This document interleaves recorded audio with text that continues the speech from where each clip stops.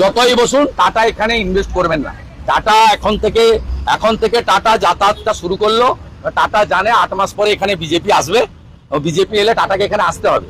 তাই অফিসারদের সঙ্গে পরিচয় করার জন্য টাটা এসেছিল আমার মনে হয়েছে। কারণ 5-6 মাস পরেই নির্বাচন, বিজেপি আসবে, টাটাকে এখানে আসতে হবে, অনেক ইনভেস্ট করতে হবে। তাই টাটা এখনই দেখে গেল এয়ারপোর্ট থেকে সেক্রেটারিয়েটটা কত দূরে, চিফ সেক্রেটারি কে আছে, ইন্ডাস্ট্রি সেক্রেটারি কে আছে, ইন্ডাস্ট্রিয়াল ডেভেলপমেন্ট কর্পোরেশনের চেয়ারম্যান কে আছে, ল্যান্ড ব্যাংক আছে কিনা। এখন থেকে তো যাতায়াত করতে হবে, কারণ এপ্রিলের পরে টাটাকে তো এখানে আসতে হবে, আনা হবে, ফুলে মালায় আনা হবে, চুপি চুপি নয়। কলকাতা এয়ারপোর্ট থেকে ফুলের বর্ষণের মাধ্যমে পশ্চিমবঙ্গে আনা হবে এবং টাটাকে দিয়ে এখানে বিনিয়োগ করা হবে, তাতে রাজস্ব বাড়বে। আর এখানকার ছেলে মেয়েরা বাঙ্গালোর, হায়দ্রাবাদ, মুম্বাই, পুনে যাবে না, এখানেই চাকরি পাবে।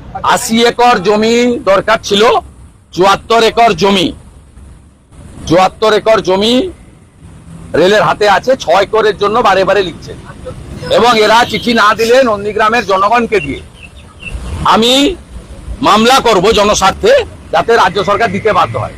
রাজ্য সরকারের শুধু নন্দীগ্রাম দেশপ্রাণ রেল প্রজেক্ট নয়, এরকম 61টা রেল প্রজেক্টে জমি দিচ্ছে না, যেটা মাননীয় নরেন্দ্র মোদীজি প্রধানমন্ত্রী আলিপুরদুয়ারের সভা থেকে বলেছেন যে রেল, জাতীয় সড়ক, এয়ারপোর্টে জমি না দেওয়ার ফলে আমি এখানে 90,000 কোটি টাকা রেডি করে রেখেছি, বিনিয়োগ করতে পারছি না। তিনি তার সাথে বলেছেন 8 লক্ষ পিটিশন পড়ে আছে বিশ্বকর্মা যোজনায়, আমি দিতে চাই, এরা দিচ্ছে না। ডিএমরা এই 8 লক্ষ পিটিশন দিল্লিতে পাঠাচ্ছে না।